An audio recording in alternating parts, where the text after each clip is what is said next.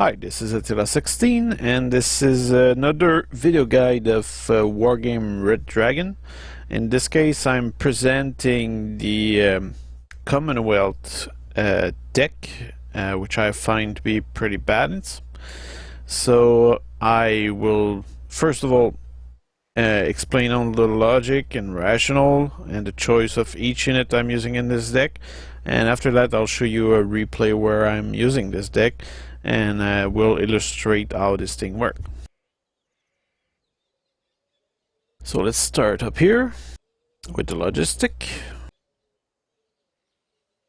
So I'm using a Canadian command infantry unit, which has a support machine gun here, interesting. And it uses a Grizzly, which is a very fast moving vehicle. The fact that it's infantry make them good at surviving cluster bomb rockets.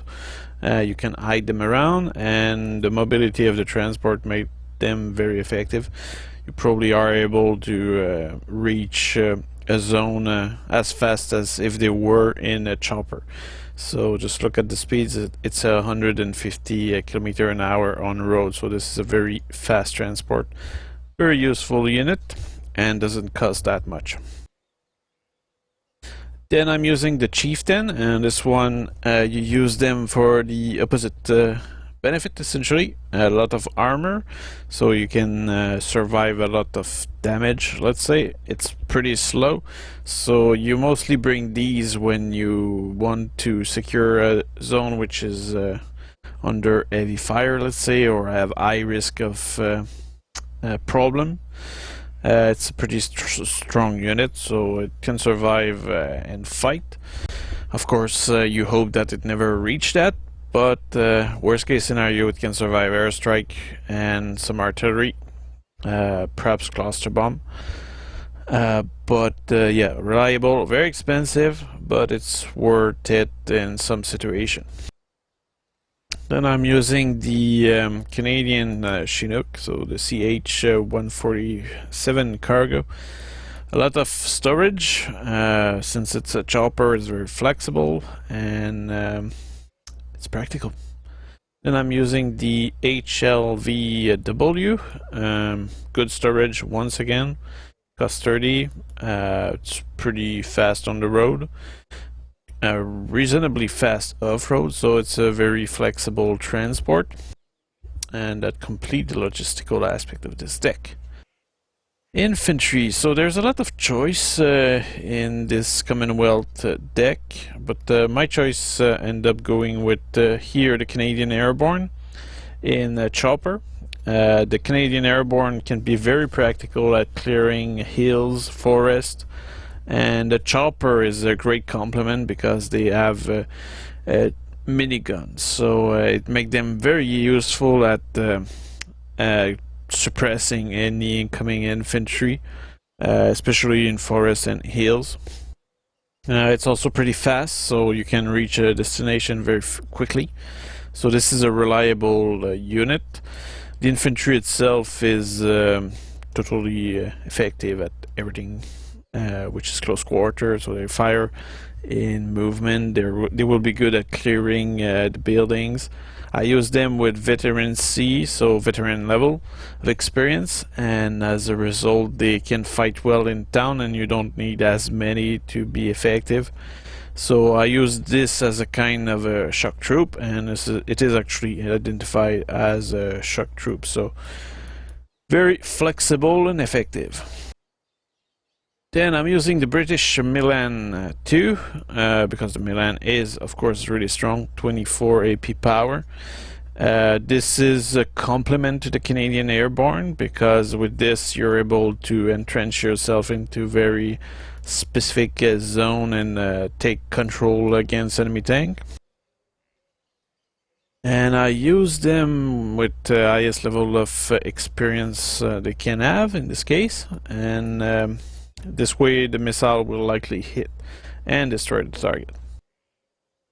Then I use SAS once again with Lynx AH7, same as the Milan F2. The SAS are mostly good against chopper, I will say. Very flexible infantry. They will also destroy enemy vehicle. Probably not the best unit to use in fight against other infantry, but it's a good complement to the Canadian Airborne and Milan 2. Then I use the Territorials with the FV 603 Saracen. So these are like reserve. They cost 5. You can have a lot of them, 32. It's a very good recon, or it's a good unit to slow down the enemy because they are numerous. It's certainly not the best unit to advance, but it's probably one of the best unit to scout ahead and attract enemy fire while other units do the job. It's also a unit which is easy to risk because you don't mind losing them. And also the vehicle make them very flexible. The vehicle themselves are not particularly expensive, so you can risk them, scout with them. So it's a practical unit to have, and since this is a non-specialized deck other than being CommonWealth, you want to have a good amount of Territorials. So reliable reserve there. Then I'm using some red eyes, Australian red eyes. Mostly interested by those anti-air, not so much because they're the best one you can have. I think there's probably better ones. It's just that it's fire and forget, and I find that kinda useful, especially against air planes as well as choppers. So once it's fired, you no longer have to have sight on the enemy. So it's kind of practical, I think. So this is an Australian red eye. Using them with the Stoli transport, which is of course very inexpensive. It's only 10 points, and it's okay for what you need. I don't think you need to use anything better as a transport, because anyway you'll keep these near the other troops here.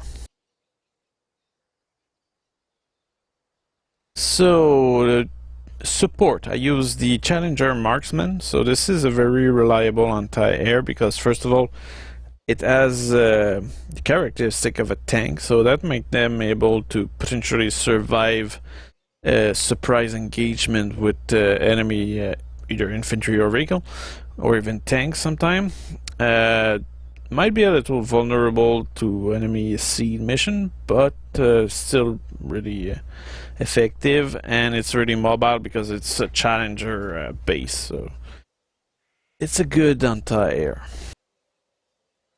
I'm using the British AS-90, which is a very good piece of artillery, a great accuracy. The dispersion is very small, and that make it very good at sniping a specific unit, and I think this is a must-have if you have access to British troops. Then I'm using the ADAT anti-air and also anti-vehicle unit. This is the Canadian anti-air. It can be used against tank, and it's very deadly against tank as well, so 25 AP power. Against planes it's not the best thing ever, but it's okay. It's better than have nothing. I guess the Challenger marksmen are much more adequate to fight planes than the ADAT.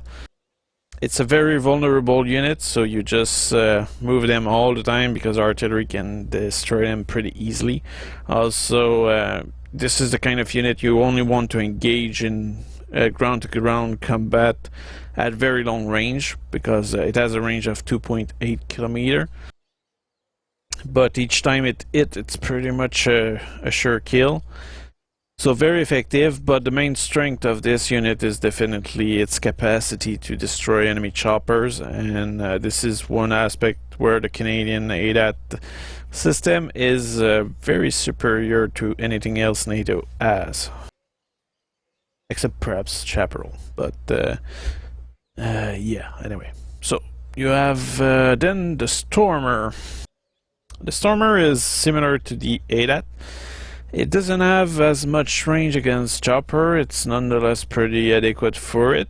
It's good complement. It doesn't work the same way. It's less expensive, but it's the same thing in terms of capacity. Maybe not as good against vehicle, but you don't really mind so much because you want anti-air capacity there. Here you have the M270 MLRS, which is multiple rocket launcher thing, which has 11 HP power, so it's good to kill infantry probably. Sadly, this version doesn't have a cluster bomb, but I guess it's still a pretty adequate unit to destroy some infantry concentration in towns or light vehicle or that kind of stuff.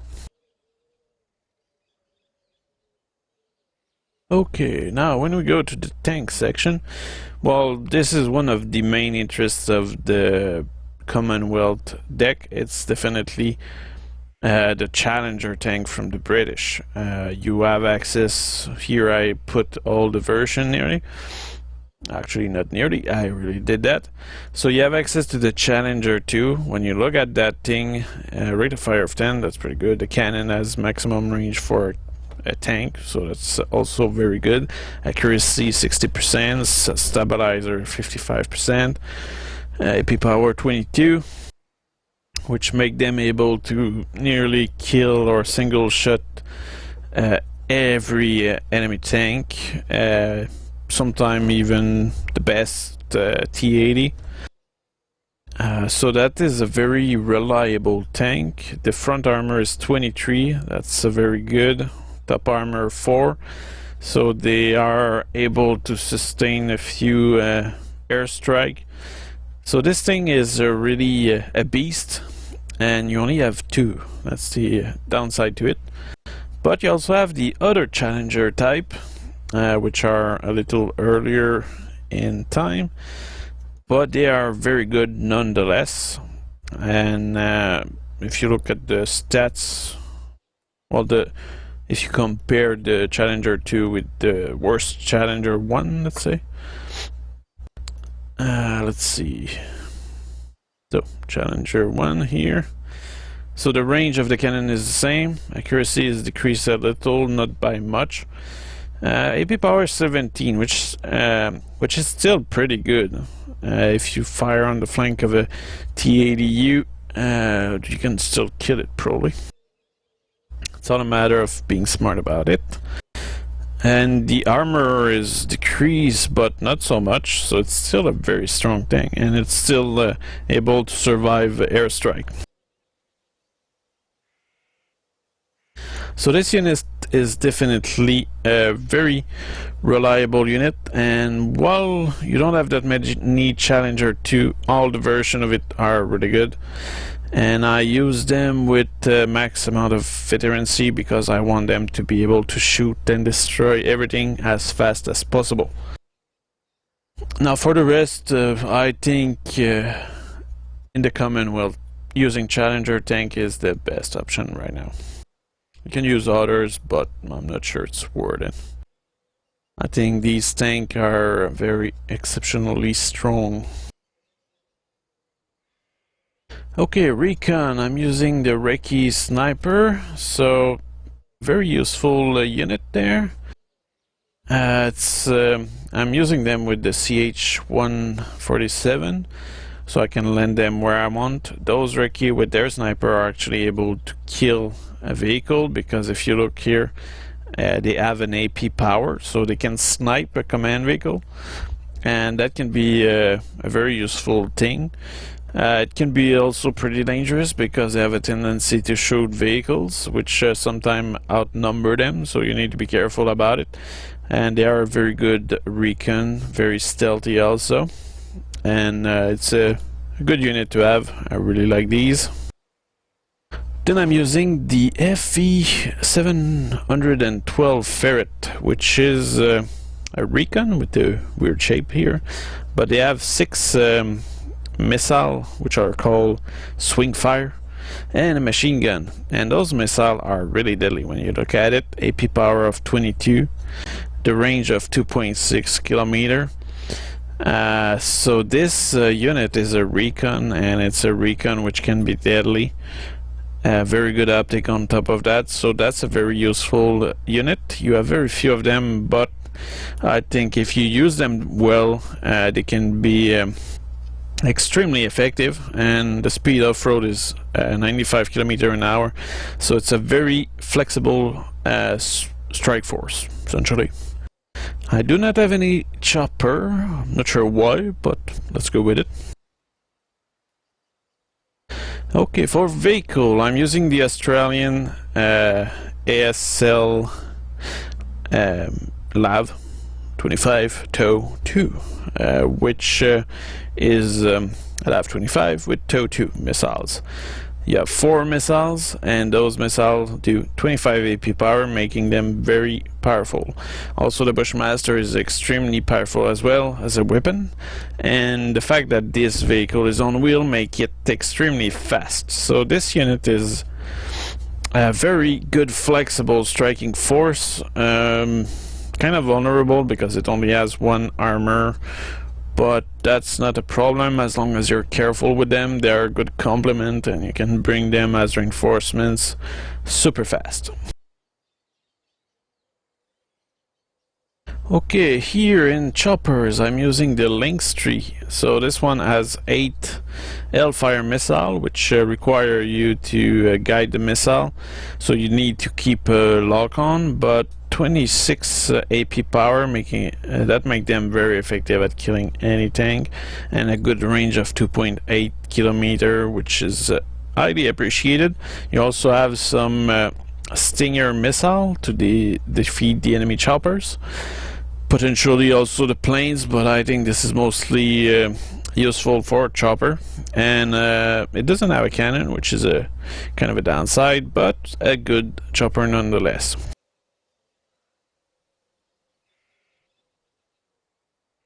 Okay, so when it comes to the air asset, I'm using the CF-18 Hornet with cluster bomb. This is a very good plane to destroy high concentration of medium to light vehicle or armor, and it's also a pretty good plane to actually bombard the choppers, and you'll be able to carpet bomb the place because you have 8 cluster bomb here, and you'll be able to cover wide areas. So if you see a high concentration of chopper, whether they are flying or landing or landed, you will be able to kill many of them.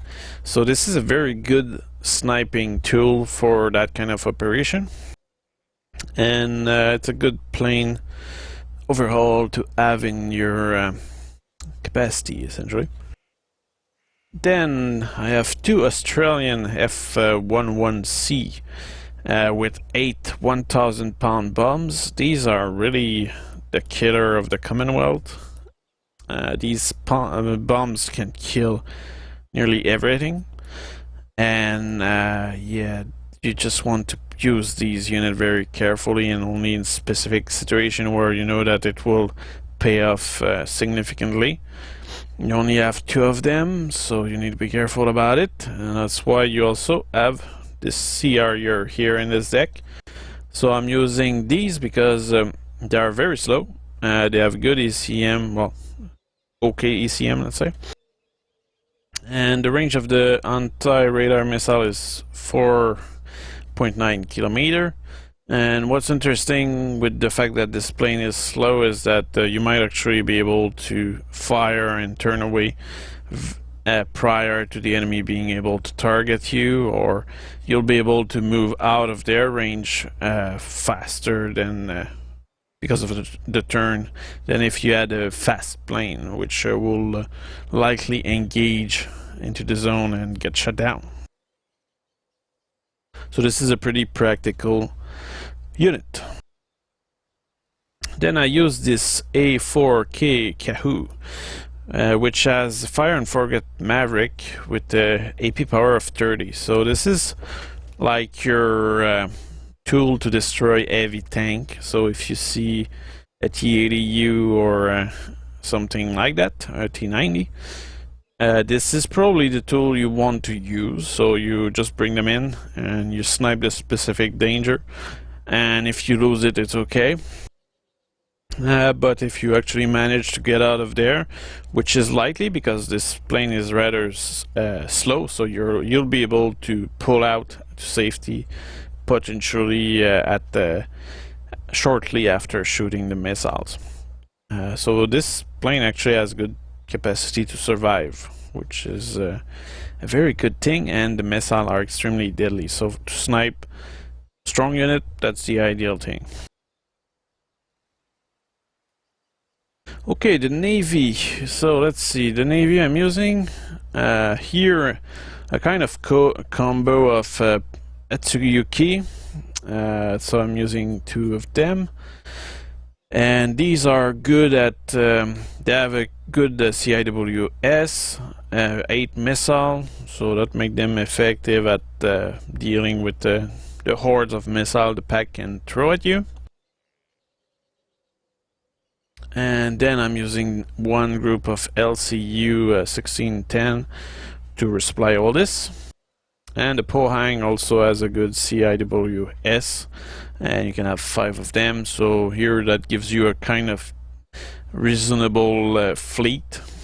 Then I'm using the F11G, which has 4 missiles, and I think that's really important for airstrike because you want the maximum amount of missile coming at once on the enemy fleet to be able to destroy them. Then I'm using this STRB-90H because they use Hellfire missile, which are unaffected by the CIWS, and this is also a very flexible unit to recon the place, and you can probably come in the rivers and support your main force with that as well effectively. So this is a really reliable unit because it cannot be targeted by planes either, so it's very practical to have that. It's moving quickly, and it can hurt a lot the enemy fleet as well as the enemy tank. It's just a matter of keeping them fed with a lot of supply. Okay, so let's look at this deck globally. As you can see, this is a deck which is largely relying on the tank, and the rest is mostly a support to it. It has the capacity to capture territory or to recon territory with infantry, but your main striking force here is the tank with the Challenger. So you don't have many of them, but if you use them well, you will do an enormous amount of damage. And now let's go check a replay where I will use this and show you all how to use it.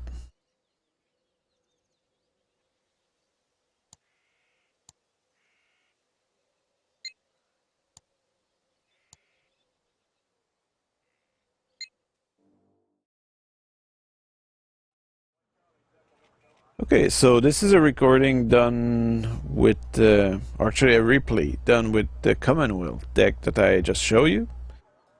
And as you can see at the beginning, I had 1 Grizzly unit with the command infantry in it, and here I decided to go with the Challenger Mark 1, well, Challenger 1 Mark 1, and ADATs, because at the beginning I did not necessarily want to bring my Challenger 2 because it will be too risky to lose them to potential airstrike or whatever kind of weird attack they could throw at us.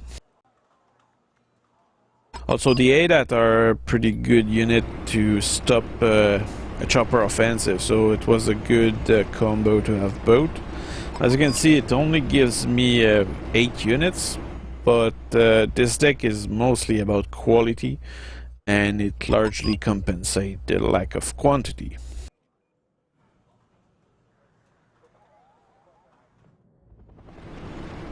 So I guess can stay close to the action because there is so few stuff to manage. Perhaps you can see over here that I did not really knew what to do with my Grizzly because somebody else did have that place covered. I decided to send them perhaps in a hotel, but I'm not sure what I ended up doing with that.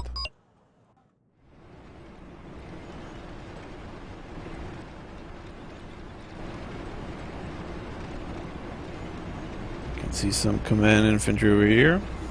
The command infantry are really useful because you can bring them in choppers, and assuming nobody intercept them with planes, it's pretty safe way to move them around. They can reach a zone very quickly, capture the zone, and then you'll be able to bring reinforcements from there. Actually, here you can see how we already have that zone thanks to that command infantry. So I'm bringing in one of the ferret, which is, as you can see, a very small vehicle, but you should definitely not underestimate it.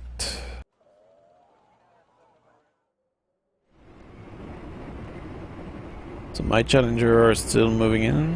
What's interesting also with the Challenger is that they have a lot of fuel, so they can reach a long way. Full of MiG-31 patrolling. One of ours is sneaking in the back, which is always a good thing in this map. I'm splitting my tank and my anti-air because just keeping them together will be rather dangerous. You can see a few Mi-24 over there, endangering my Challenger. So my ADATs are engaging that danger over there. Let's see a lot of missile flying, shooting them down. I'm pulling back my Challenger. I took no hit at all. Well, that's a good starting point. My ferret is spotting something over here, which my Challenger take care of very quickly. Moving in with my ADAT, because if you stay too long with the ADATs, it's clear that the enemy will do artillery strike on you.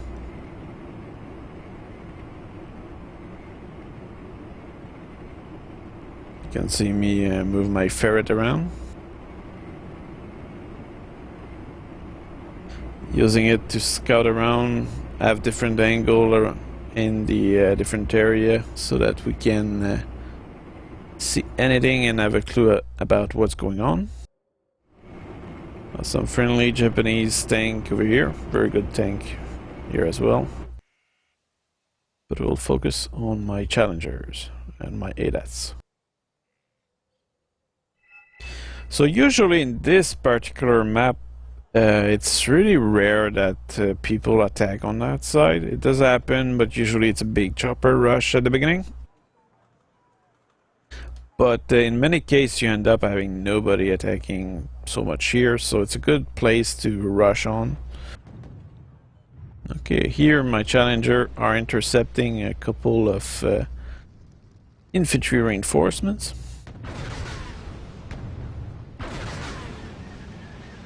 Which were quickly unloaded, but we don't see them. But it just helps you to see the accuracy of the Challenger. There are a few T-80s are being killed by those Japanese tank.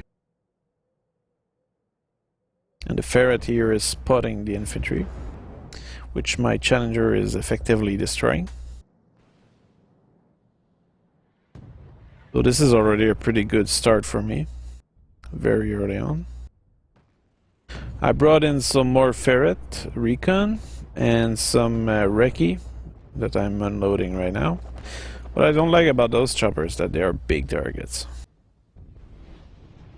Here my ferret finished off the transport vehicle in that zone.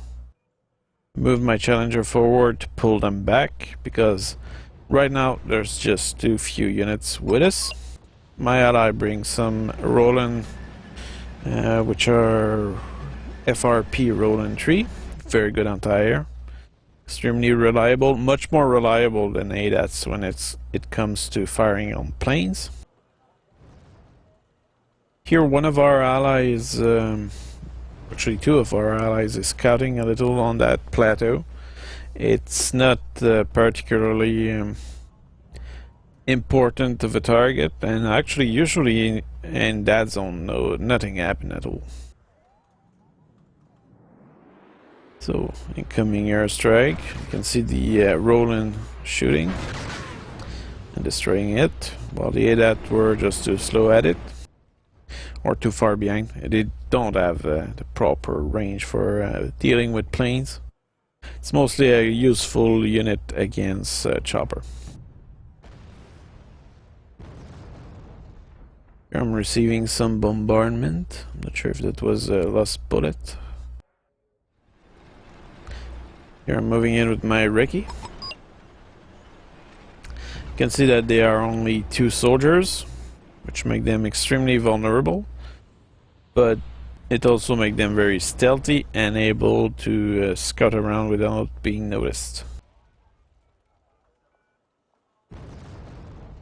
Now notice how I'm being bombarded, so I'm moving around my ferret. We're engaging those troop transport over there. Not much in VAT over there. But the thing is that in this game what you do is you fire, then you move yourself out of the zone. The enemy will usually do an artillery strike if they are careful, and then you just move back in when it's done. So I did fire a few rounds over there, moving my ferret out of there. This is also a good opportunity to rearm. I'm actually pulling back my ADATs as well, because I'm fearing for them.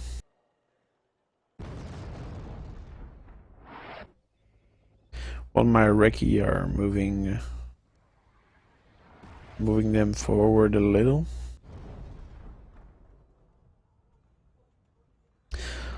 With this deck, since it's relying a lot on expensive good unit, you really want to take your time, and usually that will pay off much more. So that's why we're really taking it easy on that side, because me and my ally over here, with his elite Japanese tank here, we're both relying on expensive units, and as a result of this, we just need to take it easy. We need to build up our force.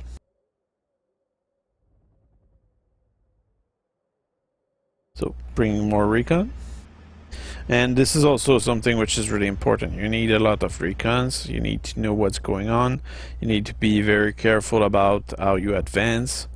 And you need to build up your number, and while reducing the enemy number without pushing too much. So moving in my recce now.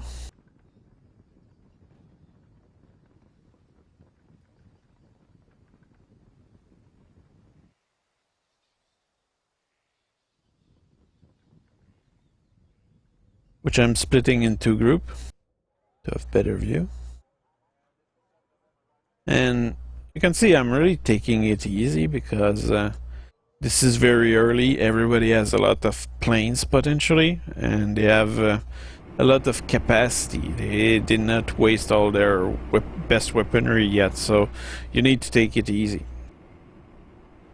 Especially when you have valuable tank like Challenger or those Kyumaru Shiki. Also with the British, or actually the Commonwealth, you end up having a kind of weak air defense, because the ADATS is okay, but it's certainly not as good as most anti-air. It's clear that here you have some Roland F3, but you cannot really rely on your ally all the time. So you need to really take it easy, because those Challenger, they can kill an entire army by themselves, but they can also be destroyed very quickly by airstrike or chopper attack if you're not prepared.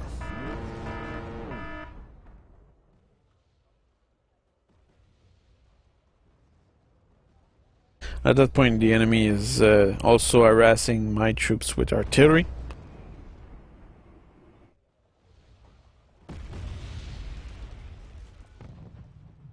And my ferret are probably a bad unit to receive artillery.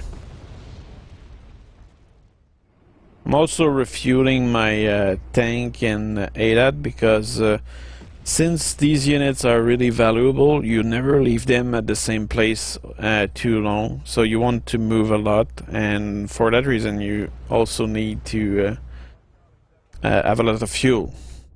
And this is something which is important. Okay, I decided to call in my Sea Harrier. These are my anti-radar ones.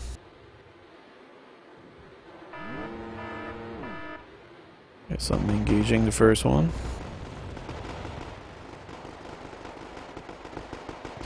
Now, I think if I remember correctly, I did not really force myself that much when it comes to make them survive, so I lost the first one. But the first one did manage to kill 2 anti-air, while this one did manage to kill another one, so that's 3 anti-air. And I missed on that one. And got shot down, sadly. So there's one buck which survived over there. Well, here my Challenger managed to destroy a T-80, which is a good kill. The T-80 is the basic version, is a very reliable tank, but it's not that powerful. If you're careful with it, you can do great things. In that case here, I lost 1 Recce, but we missed it, and I remember missing it as well. So I'm moving forward with my Recce.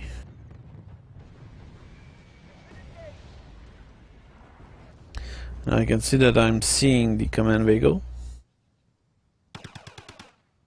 And that the sniper is actually shooting the command vehicle. Did 3 damage, 3 damage again. 3 damage, even though you're taking fire. And killed it. Lost 1 of my Recce, but they killed the command vehicle. So that just illustrates to you that those Recce, if you use them well, they can actually be a very effective force.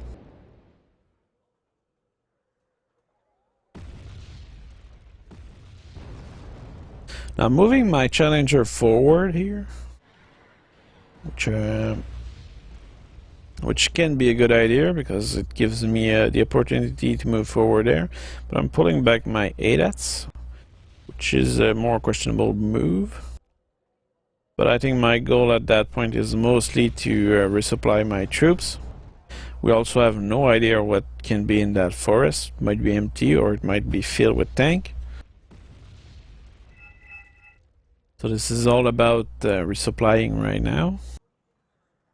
But the problem I have with putting my Challenger in that position here is how ultimately they are unprotected against air units. And here I think our anti-air capacity was significantly reduced by the destruction of 2 of those roll entry.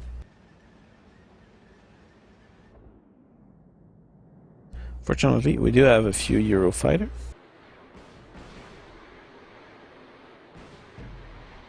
Seem to be missing quite a bit of missile on those MiG-25.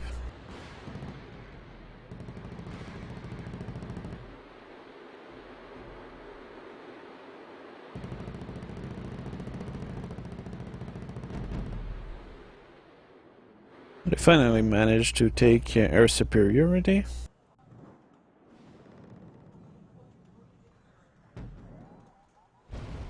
Okay, but back to the land fight. And also, you might have noticed, well, here I lost a ferret. I only have 3 of them, I think. But my deck doesn't really care much about air support. But if you're really motivated, you could potentially replace some planes by some air-to-air capacity, which the British have a pretty good air force. It's just that in this case I decided to focus my attention mostly on the land aspect of things because I usually play 10 versus 10, and in this case in 10 versus 10 you usually have the capacity to rely on other people for a specific role. So here I destroyed, I believe, what is this? A Sturm. And for this I did bring in my AS-90. This artillery has an amazing accuracy. You can fire really far and be effective with it. Highly recommend to use this. So here the notion was that this recon was a danger to us. Rightfully so. While here you have one command vehicle. Oh, my Challenger killed something there. But the thing is, we did not call in any reinforcements yet because there might have been a lot of troops holding this zone, so we had to take it slow and safe. So now those Challenger are shooting those Norov. And those BRDM-2 have a very long range. I'm also under artillery fire, so that's why I decided to pull back a little. This was also a good opportunity to go over supply.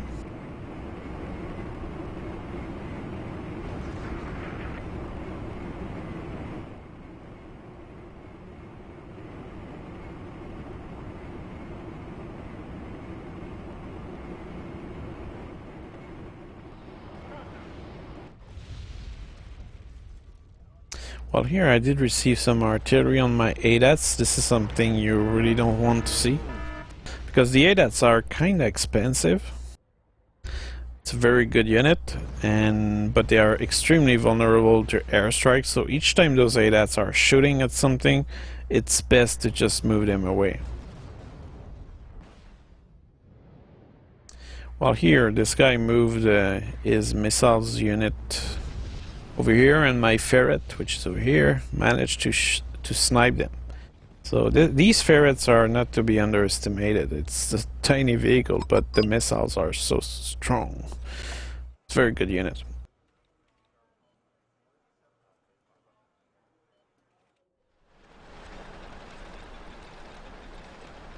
Okay, well at that point I think the guy which was initially facing us here left. I'm not sure though. Now one issue from the situation is that I revealed my position there, and that also revealed my RCP over here. The enemy also had an angled fire missile on my Challenger, but one of them got hit, and you can see that the max damage I have on my Challenger so far is only at 4. Here they're striking my ADATs, and I lost one more, so I only have 2 ADATs remaining. But I think we got the plane, and we seem to have some pretty good air-to-air defense.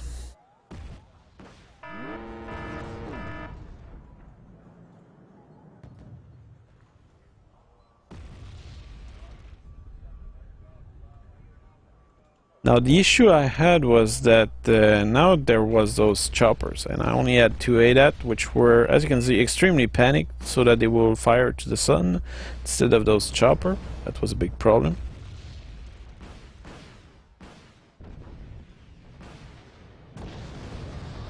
And I also had to protect my Challenger, which was a big problem, because now with those ADATs gone from the zone, they were undefended. I can see that they really wanted to kill those ADATs, and they had the mean for it. And those very light but effective choppers, which quickly were destroyed by those Challenger marksmen over there.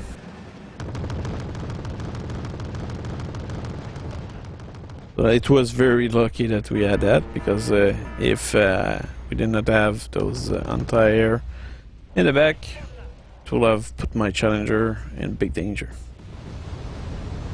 Also, you can see that the enemies are using those IL-102 to bombard the zone. Now my Challenger are all isolated once again.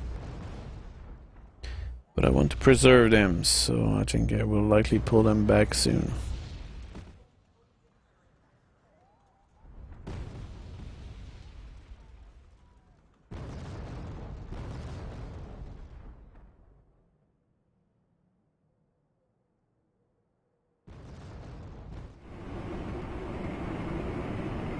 So as you can see, pulling back again. And you can notice in the way I play this is that I take no chance. Very careful about every move I do. And all the action is focused around preserving those Challenger tank, which are my main striking force. Now the thing is that I did not really call that many units so far. And as a result of this, I end up having a substantial amount of points, and so far I haven't had any need to call anything else. So the amount of troops I have right now is sufficient. And I only lost my 4 ADATs, perhaps 1 or 2 Ferret, some Rookie. But the main striking force of this deck is the Challenger tank. So you really focus all your attention about preserving these. And this is also how you end up being able to make a stronger push later on in the battle. Now you can see that they are still sending some choppers here. I'll sight on them, but to get a look at what's going on here. Now at that point, because I have a lot of points, I decided that it's time to take control of those hills, because I do know as a fact that there was some stuff over there which wasn't only the attack chopper that was destroyed here. There was something more there from the Eurofighter pass. So I'm calling in my Canadian Airborne, making a landing here.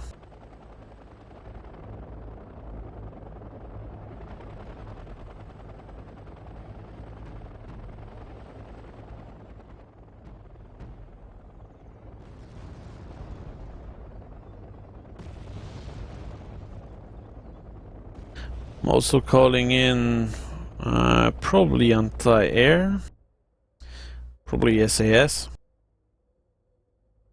I do know that they have potentially a visual on me from those choppers here. Kinda wasted a few units here. Not sure that was a good move. But here you can see actually that there is some E-glass, so I did well to move in my chopper as fast as possible. Moving in with the Canadian Airbornes.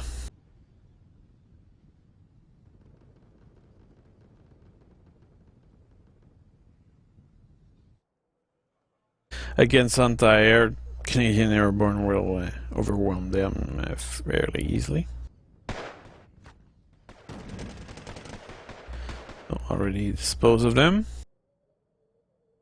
Now the issue is that I don't know what kind of a position is on the other side. But that seemed to have been all for now. There seem to be a few transport.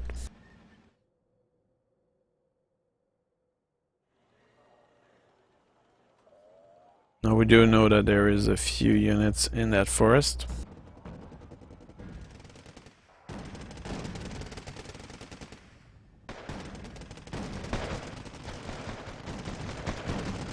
Some more anti-air running around over here. And getting killed by those Canadian infantry.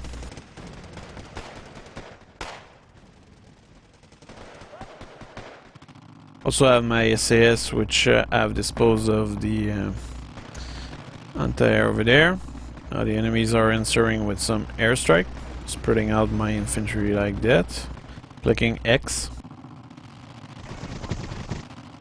Now the issue is that they have too many troop transport for my Canadian Airborne, and also my Canadian Airborne are now cut by that line of fire over here. I have no choice but to kind of pull back.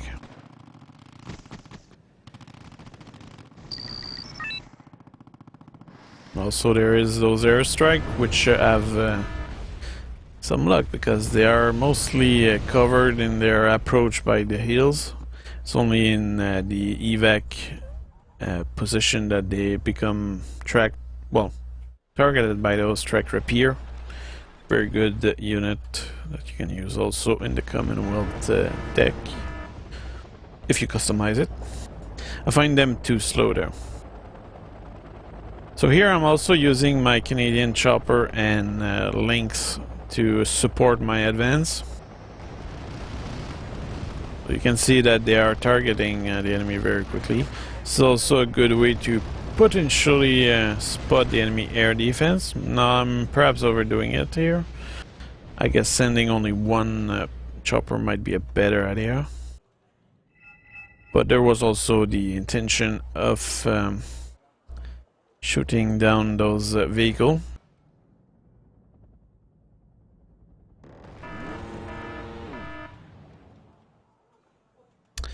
And they are still harassing me with Su-25.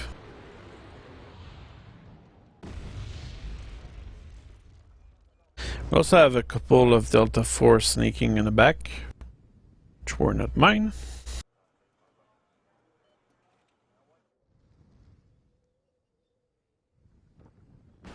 But here my intention was largely to scout ahead and also ensure that this zone was clear. Because you don't want the enemy to sneak in your back. Also I had a lot of points, and as a result of this I finally called in proper reinforcements in those Challenger 2. Also some more Challenger 1. My ally did bring a lot of anti-air, which were able to intercept enemy bombers before it even reaches.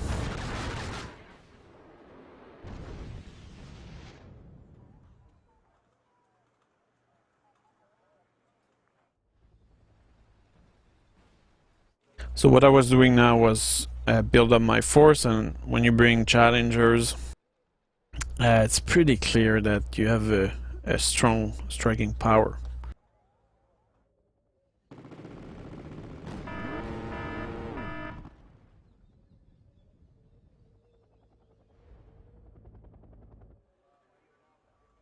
Now my issue is that in that zone I could only bring infantry because vehicles are unable to go through this, and chopper will be vulnerable to anti-air. On the other hand, that has the merit of encouraging the enemy to bring vehicles here instead of attacking us here, so that secure our position up to a certain point.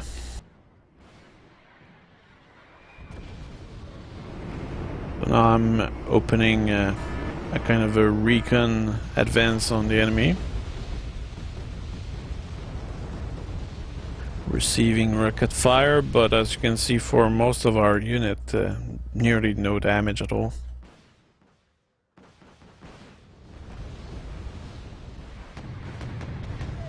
Exchange of fire between Sturm and ADAT. I lost one ADAT, he lost his Sturm.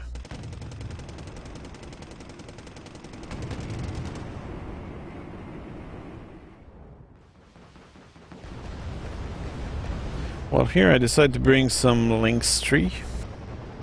The issue I had is, and it's pretty regular in those heals, is that many choppers can only target stuff at a certain angle. So as a result of this, it was very difficult for those Lynx to actually target the T-72. Well, here my ADATs are shooting enemy at 24. With the questionable accuracy. This is also problematic with the ADAT. Oh, finally they got it. Well, here the combo of Challenger Mark 1 and Challenger Mark 2 seem very effective. More choppers are getting destroyed by my ADATs. So now the advantage of the move I did was that now they cannot send any more reinforcements into that valley, so that kind of secure my position. I'm using my chopper to finish off whatever remains in terms of vehicles.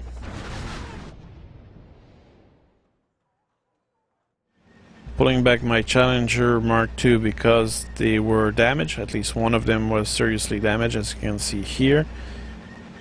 So it's best to pull them back. because they are so expensive that you don't want to have to replace them for one, and also you don't want to give the adversaries the points for losing those. While here with my other challenger, I'm using them to ensure that none of the troops that may have come into that valley escape.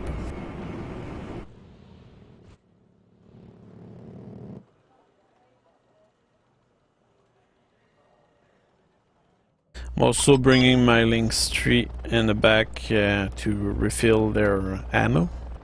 Did not really use that many, but still, when you want to use those units, you want them to be as effective as possible for the duration of their presence, because anti-air is not too long to appear. Somebody was wasting planes here. Might have been me, actually. Yeah, that was me. I send an F-18 to the cluster bomb strike here. There was 2 Tunguska, so that's 90 points each.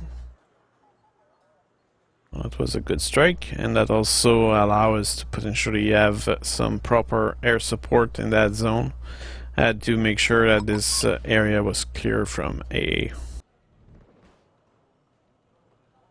Okay, well here I'm scouting with my Canadian Airborne. They were spotted by something. Fortunately, I decided to move them away, so the enemy ended up missing. Now at that point I could probably have moved into that zone here, but it will have probably attracted too much attention. A couple of APC are intercepting my ADATs.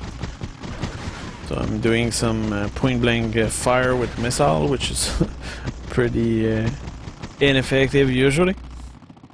While here my challenger are progressing forward. Sadly that doesn't save my ADATs too much. I really did not play well with those ADATs at that point. One of the challenger received a missile from an Su-25 and survived. Yeah, this is an Su-25, not an Su-25T. Well, here those challenger are not being fixed yet. Bringing some supplies from all the way back. Oh yeah, I did receive some troops from friendlies in the back there. And as a result, I end up having some Abrams. So I brought them all the way in the middle to here. Also have some MBD-70. And some supplies here. Also moving in some cargoes to do a kind of resupply zone in that forest over there. Hoping that nobody sees me. Also have a chaparral here. Some Bradleys. So that was a good improvement to my front.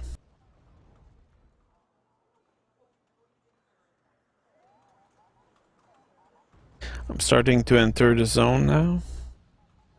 But you don't necessarily want to push too hard when you're starting to capture a zone like that, because if you do so while the enemy is able to send reinforcements, then you can be sure that it will be much harder to capture a zone. So what I did there is I did not provoke the enemy, because I did not want them to bring a kind of immune system response. And instead I just sneaked in, scouted a little, took a look without provoking too much the enemy, and then I was hoping to first of all prevent enemy reinforcements, and then capture it pretty quickly without much resistance. And once you manage to capture the flank, you'll be able to push inland much easier. Now also the team in the center then managed to push all the way there, so that was probably very helpful to the situation on my side. So I kind of felt that there was a good opportunity to move at that point. We're also attacking over there.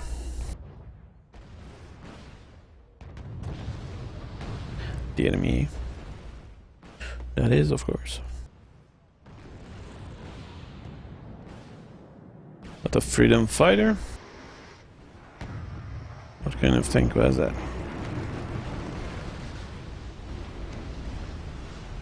Some okay Chinese tank.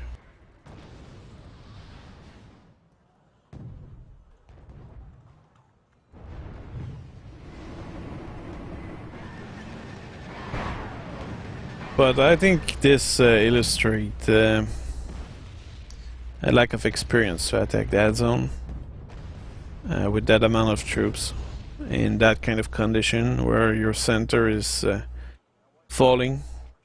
Should have probably entrenched himself and then reinforced the other part of the front. Because at that point, if you look at the shape of the battle, we're clearly managing to, on the right side, hold him, on the left side push forward, and in the center push forward as well. So when that happened, doing offensive might not be the best idea. Now what was interesting also was that we were able to bring some anti-air in that zone, allowing us to take a few shots at the enemy planes coming in to reinforce their push over here, which was a failure. And I also had my command infantry coming in. Couple of Challenger tank, which are still the one I used since the beginning. So these guys really fought during all the battle. I have some infantry which are positioned to have a good sight on what's going on in the valley. At least what's not concealed yet.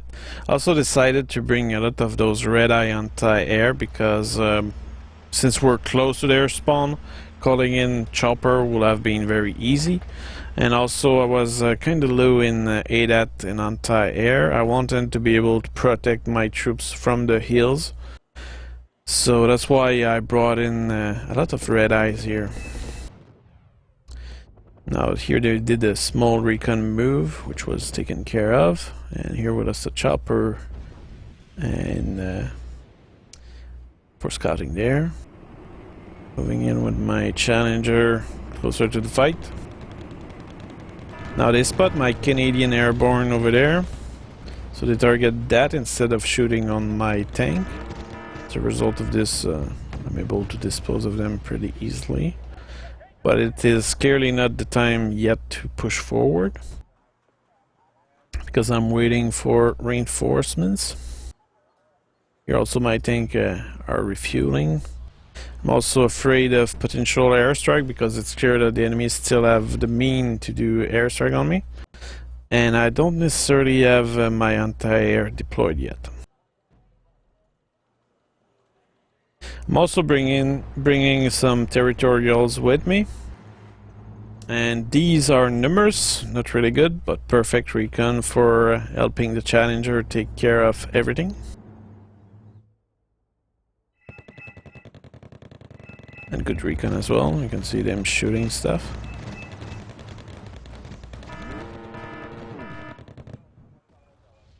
So I'm unloading my reserve. And I hope to engage everything. Moving in my Challenger actually.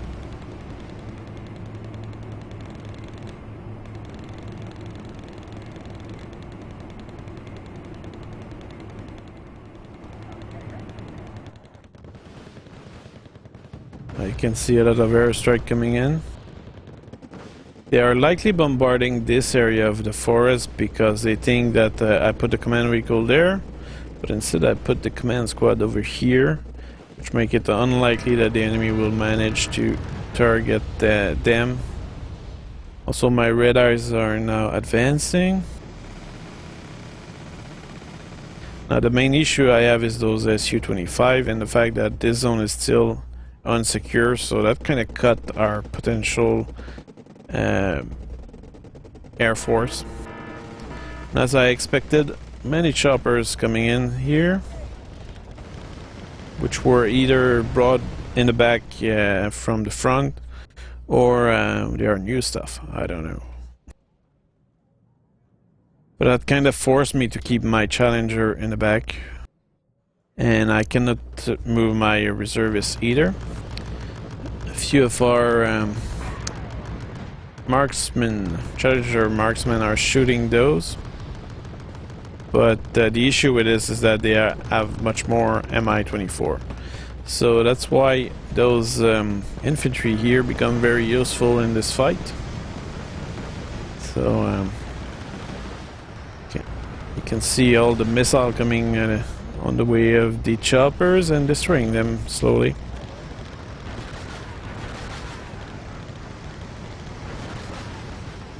But it takes a lot of missile because red eyes don't have that much accuracy. But ultimately I end up killing them all. And it's 60 points each of those choppers. So that's a good kill.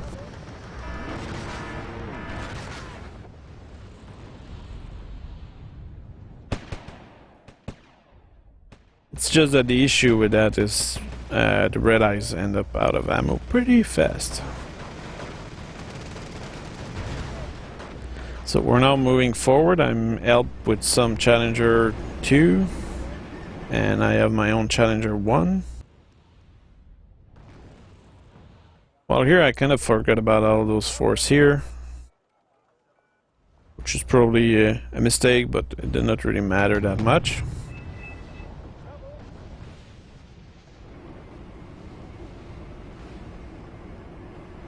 So there's a buck all the way there, taking fire from T-80. Got one.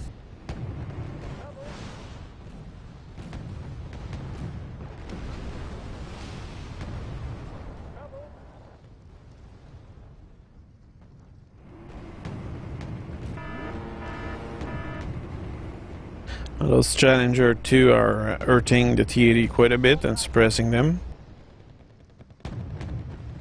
And with my Challenger 1, I'm finishing them off. There's also T-55A, which don't stand a chance against Challenger. Receiving some artillery fire, cluster rocket. So against a command infantry unit, doesn't do anything. So they were really trying to destroy our command unit over here without success. T-72B, that's a strong unit.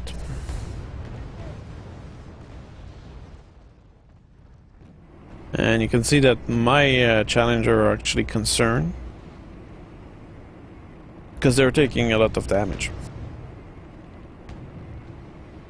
I'm moving forward with my territorials. Also killing some stuff with the Challengers.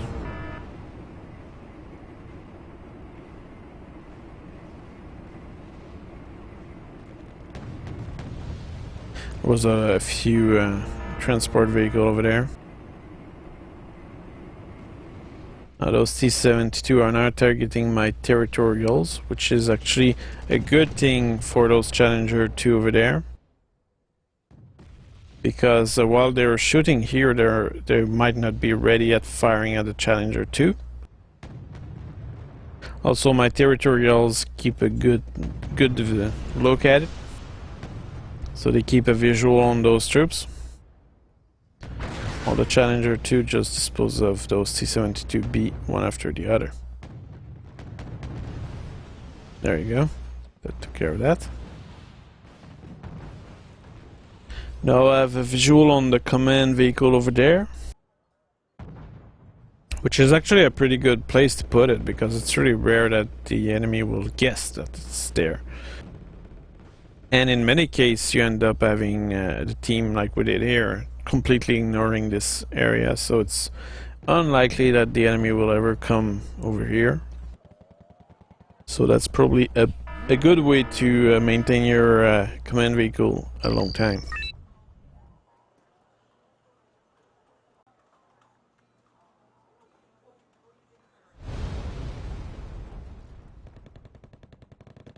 Now my issue is that my Challenger were now very damaged.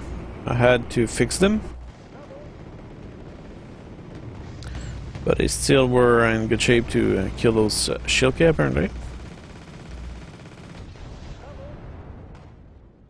So they were really, really damaged there. I called in some Challenger 1 MK3 plus some Challenger 1 MK2. So these are better than the Challenger I'm using since the beginning. And I'm also bringing in my other troops here, which I received and also contain my Challenger 2, so my best units. Which are now completed with some Abrams M1A1. Very good stuff. But at that point, since we were starting to push on that side, it was clear to me that the enemy was about to fall and they were outnumbered, they were losing ground. So it was a good moment to be perhaps a little less safe and push forward a little more. So even though my Challenger here were damaged and even out of fuel at that point, they kept fighting their way. Was advancing also with my red eyes as a kind of recon. They were low on ammo, so it wasn't such a fighting force anymore. There we go, moving slowly, not using the move fast function because we had no idea what was in there, and we knew that they knew that we were coming. So that's why it's best to take it easy. Also the Challenger, because of its range and damage, has the capacity to fire at very long range, so taking your time is the best approach.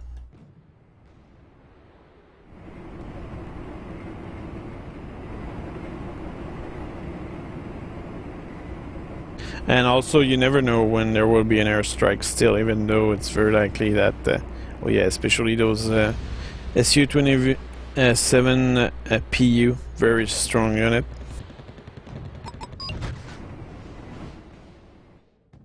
So we destroyed a command vehicle over here. Oh yeah, we'll even add those Japanese good tank. So that was a pretty strong push here. Here I was refueling and rearming my Challenger 1.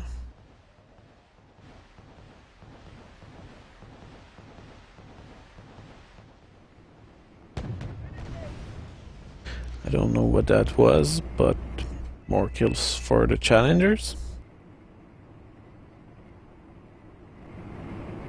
What I like about all those Challengers is that in Airland battle they used to be kinda limited in number. But in this new version, because of the diversity of type, you end up having the capacity to call many different type of them. That is pretty good.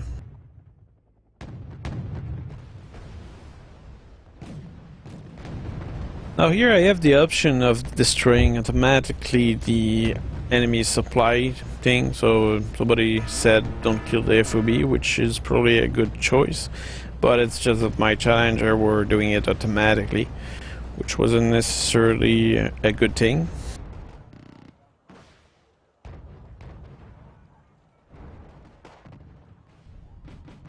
Brought in some Stormer here to prevent the enemy airstrike, I suppose. Also at that point it's clear that you see a good concentration of troops, so potentially good targets, and also that complex here was a good defense for the enemy. But thanks to number and firepower, we managed to move forward pretty easily. There wasn't that many infantry in there.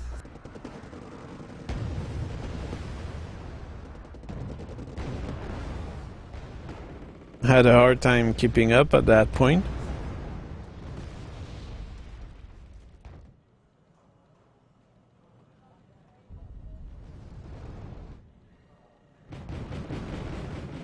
But there is a lot of troops over there. And we have some airstrike on it.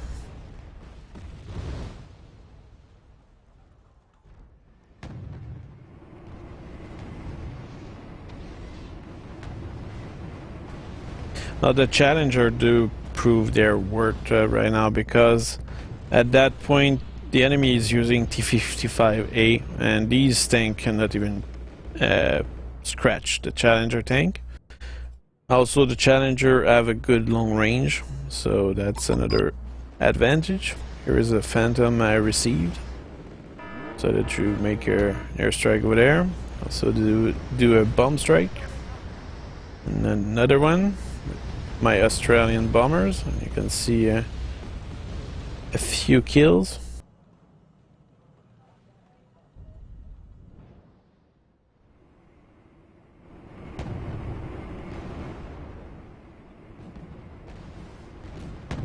Also, another thing which is interesting is that I did not really need to resupply at all with the Challenger. Still have a lot of ammo. And they rarely miss on top of that.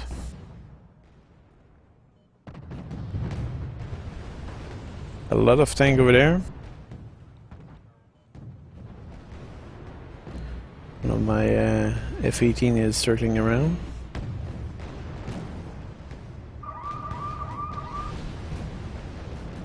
So the Challenger, despite the amount of enemies, is they are seriously destroying everything. Receiving a few hits from enemy airstrike. Doesn't seem to stop them much. I also have my Challenger 2, which are now part of the fight. Plus some M1A1 Abrams, complementary to my force, and we just disposed of quite a bit of tank, as you can see here. It was a lot of points, even though these were not particularly good tank. I'll do an airstrike over here on that forest.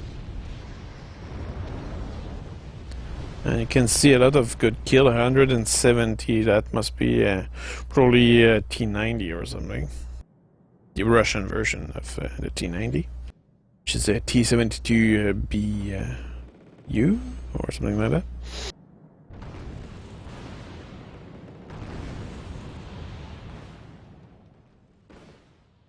So now my problem is the fuel. Those Challenger 1 Mark III are starting to be low on fuel. Because I'm not using the road, so I'm using my Australian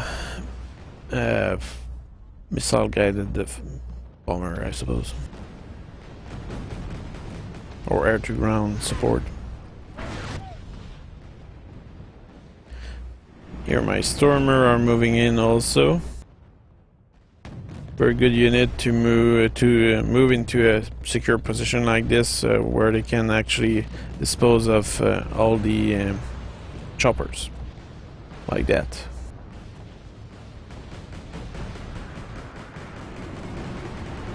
Using some MBT-70 also.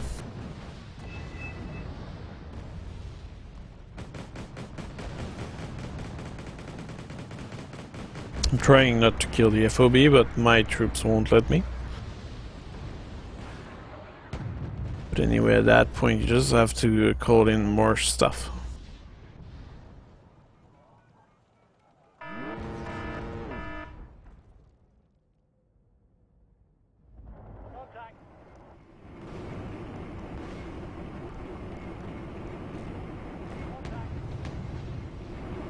There's still those Japanese units fighting their way since the beginning.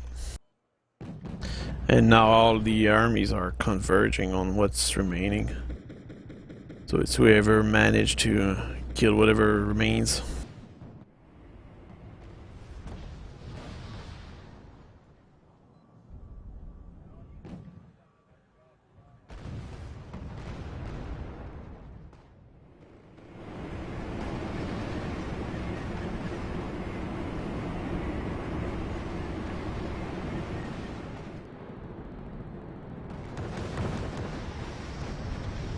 Airstrike on those Mi-28, I think. I missed them.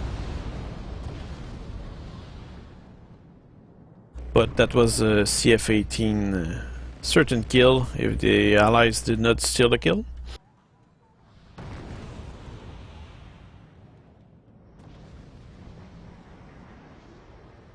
No, here actually that's an airstrike which I cancelled, but I should not have, because I thought it was secure. But there was still a few very expensive MSTA. Few more units there. I think at that point it's pretty clear that there's nothing remaining of the enemy nearly.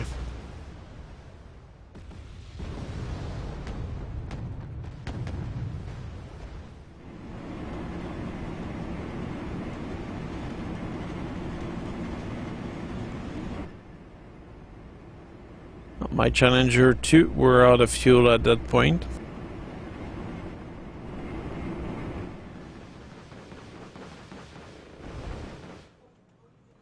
I guess we can speed up the rest, since there's not really much else other than some bombarding in this area here, which was the zone we completely ignore because there was no point in wasting our time here. You can see all the Air Force from Nato just completely exterminating everything down there.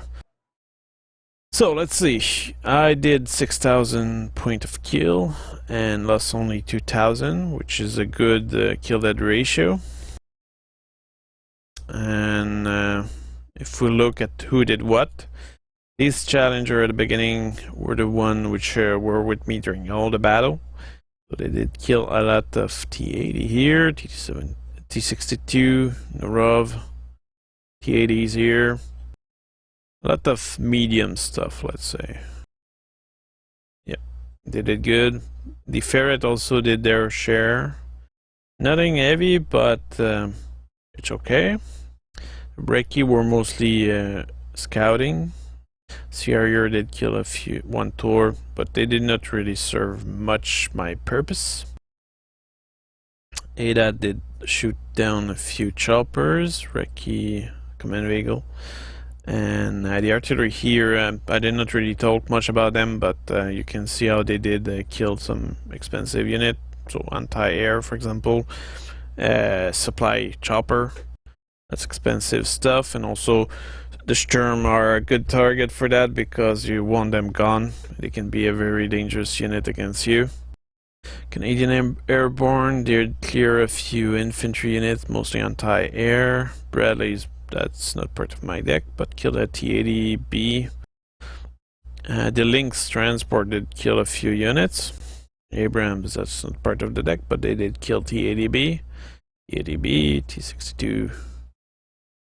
ADAT killed the Sturm, Mi-24. The Lynx 3, which I totally forgot about, did kill a T-72, so that was in the valley between the mountain. Challenger 2 killed Boratino, T-62. So here, more T-62. Here actually did use an American cluster bomb MLRS, so I killed a few artillery. Nothing particularly interesting. Challenger here, a lot. These are the Challenger I brought later on in the battle. So a lot of T-80, T-62, ZTZ-50, T-62, T-62, more T-62. Yeah, a lot of T-62. That's my Australian bomber, killed T-55. Now, up to a certain point with those bombers, you need to consider the damage that they're doing and not so much the kills. My CF-18, okay, T-62. Yeah, the guy was a big fan of T-62 apparently. And a lot of chopper here. Now, what did I lose? I lose a lot of ADATs, because these guys are a great target for the enemy, so they prioritize their destruction. A lot of SAS, Airborne, my chopper transport for Canadian, Paladin, Saracen, Territorials. So the only units which probably cost me a lot in points that I lost was ADATs. But for the rest, these are not that expensive. So that was a really good game. I hope you did learn something from this, and I'll see you on the next guide.